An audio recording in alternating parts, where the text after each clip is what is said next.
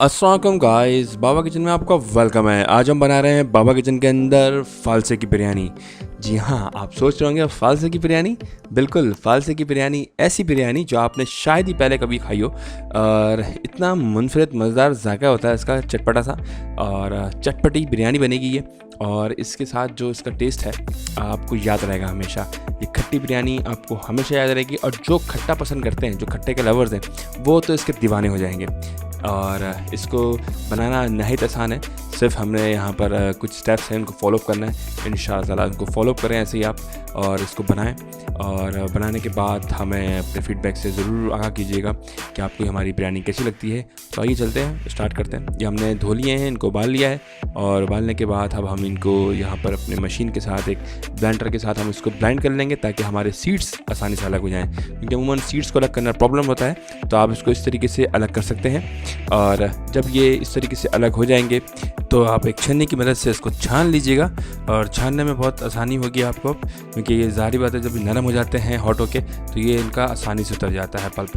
तो बस इसको पल्प अलग कर लिया, अपने सीड्स अलग कर लिए हैं। अब हमने यहाँ पे तेल ले लिया है। तेल लेने के बाद हम अपनी प्याज को यहाँ पर करेंगे फ्राई, और जैसे ये फ्राई हो जाएगी, इस तरीके से गोल्डन लाइट कलर में आ जाएगी, तब हम यहाँ पे ऐड करेंगे अपना जिंजर गार्लिक पेस्ट, और फिर शामिल करेंगे हम अपनी यहाँ पे चिकन।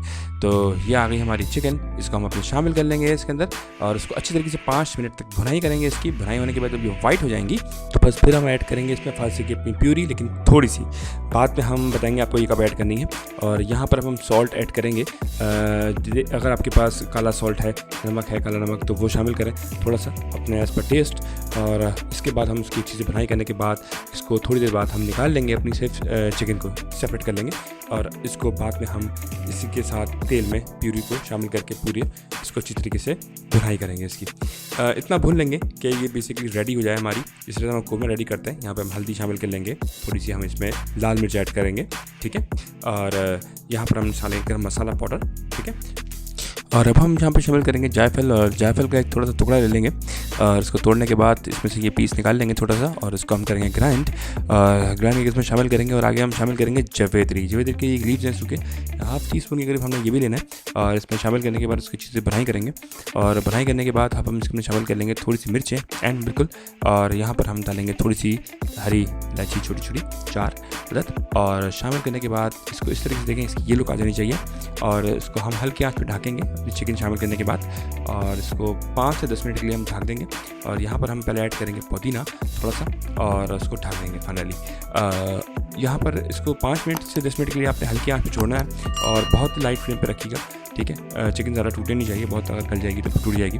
और यहाँ पर हम राइस लेंगे, राइस के हम अंदर देंगे थोड़ा सा एक फ्लेवर, और वो देंगे जिंजर का फ्लेवर। यहाँ पर हम राइस को भिगो देंगे पानी के साथ, और यहाँ पर शामिल करेंगे इसमें हम थोड़ा सा जिंजर के पीस, उसको धो लेंगे अच्छी तरीके से। और धोने के बाद हम इसमें शामिल करेंगे अपने जिंजर के पीस, और यहाँ पर हमने राइस धो लिए हैं। और अब हम ऐड करेंगे इसमें अदरक के पीस, थोड़े से हम अदरक के पीस डाल के इसको भिगो देंगे पानी में। और साथ में हम यहाँ पर ऐड करेंगे केवड़ा एसेंस, और केवड़ा एसेंस हम इसमें ऐड करके पानी के साथ इसकी छोड़ देंगे, और इसको 15 से 20 मिनट के लिए इसी के पानी में खुशबूदार इसको सोख होने देंगे। यानी कि अच्छी तरीके से ये बड़े हो जाएंगे, सोख हो जाएंगे राइस, तो इसकी खुशबू उसके अंदर से निकलेगी नहीं, और अच्छी रहेगी इसकी खुशबू। और यहाँ पर हमने ये बिल्कुल रेडी है, और चूल्हा इसका बंद कर देंगे अब हम। और यहाँ पर हमने पानी रख दिया है, और जब तक हमारे राइस सोख हो रहे हैं, पानी भी उबल गया हमारा। और यहाँ पर हम ऐड करेंगे सॉल्ट, और हमेशा सॉल्ट आप अपने हिसाब से लें, जितना आपने पानी रखा है और जितने चावल हैं उसके हिसाब से। और ये आ गया हमारा बे लीफ, और इसको पानी में उबाल के अच्छी तरीके से चावलों को ड्रेन आउट कर लेंगे, चावल उबल जाए अच्छी तरीके से। और आपको तो पता है राइस की मैं आपको तकरीबन पूरी एक डिटेल वीडियो दे चुका हूँ कि खिले खिले राइस कैसे बनते हैं। आप मेरी राइस की वीडियो देख लीजिएगा, मैं यहाँ आपको आई बटन पे देख लें, ऊपर आ रहा है, इस पर क्लिक करके देख सकते हैं आप। पूरी राइस की मुकम्मल डिटेल वीडियो है, इसमें मैंने आपको बताया कि राइस खिले खिले कैसे बनते हैं। अमूमन लोगों की बिरयानी में राइस ख़राब हो जाते हैं, तो उन लोगों के लिए ये मैसेज है, और ऊपर आई बटन के ऊपर यह है।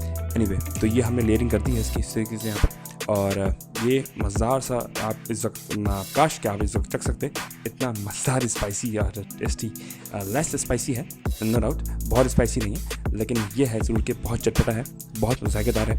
और इंशाल्लाह आप इसको इस तरीके से बनाइएगा। इसकी हमने यहाँ लेयरिंग कर ली है, और इसकी जो फाइनल लुक है वो बहुत ज़बरदस्त है। और अभी बस इसको हम दम देंगे, और दम देने के बाद इसकी आपके साथ फाइनल लुक शेयर करेंगे। अल्हम्दुलिल्लाह बहुत मज़ेदार बनती है ये, ख़ासतौर पर उन लोगों के लिए भी बहुत फेवरेट हो जाती है जो लोग चटपटा पसंद करते हैं, ख़ासतौर पे खट्टा। तो इसको हम दम देंगे 15 मिनट के लिए। शुरू की आंच तेज़ 5 मिनट के लिए, और वही 10 मिनट की आंच हम लो कर देंगे। और इसके बाद मज़ेदार सी गरम बिरयानी और आपके लिए हाजिर है। इंशाल्लाह ताला उसको आप बनाएं और अपने प्यारों के साथ शेयर करें, और हमारे इस रेसिपी को लाइक करना मत भूलिएगा। जज़ाकल्लाह।